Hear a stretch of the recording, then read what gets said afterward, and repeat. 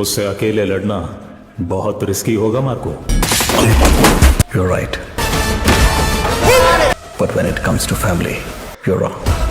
Guys, Marco তো 2024 সালের থেকেও 25 সালে আরো বেশি হলে রাজত্ব করতেছে। আরেকদিকে গেম চেঞ্জার নিজের মান সম্মান সব ডুবালো। তাছাড়া ফাতে আবার রেকর্ড ব্রেক কালেকশন করতেছে। সাথে পুষ্পা 2 তো এবার মাস্টার মাইন্ড গেম খেলতেছে। সবকিছুই জানবো, শুধু ভিডিওটার সাথেই থাকুন।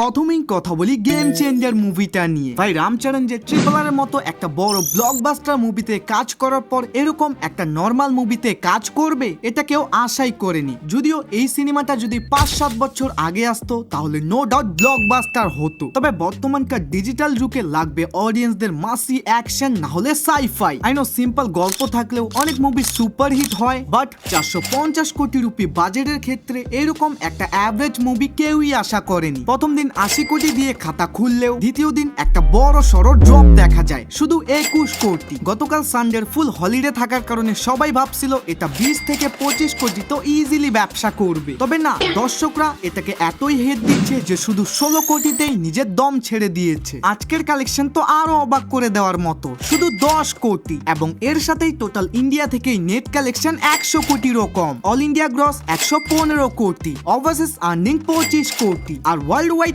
140 কোটি। জি ভাই, 3 দিনে শুধু 140 কোটি, যেখানে মেকাররা প্রথম দিনই 186 কোটির পোস্টার শেয়ার করেছিল। ভাবুন মেকাররা তাহলে কত বড় আমাদের সাথে বাটপারি করেছিল।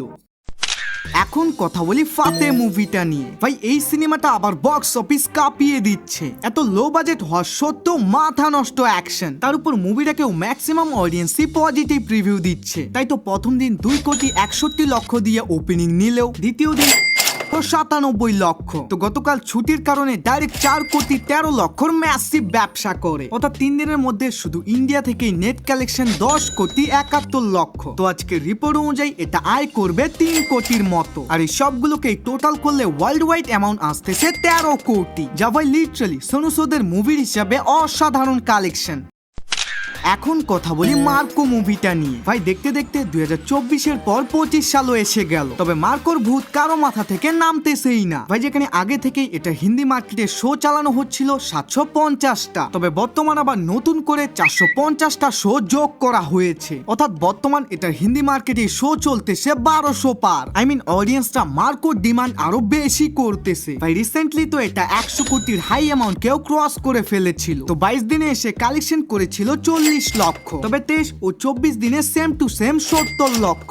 আজকেও অলমোস্ট 50 লক্ষর মতো, এবং এর সাথেই টোটাল ইন্ডিয়া থেকে গ্রস কালেকশন 70 কোটি আর ওয়ার্ল্ড ওয়াইড 110 কোটির উপরে, যা মার্কো সত্যি ডিজার্ভ করে।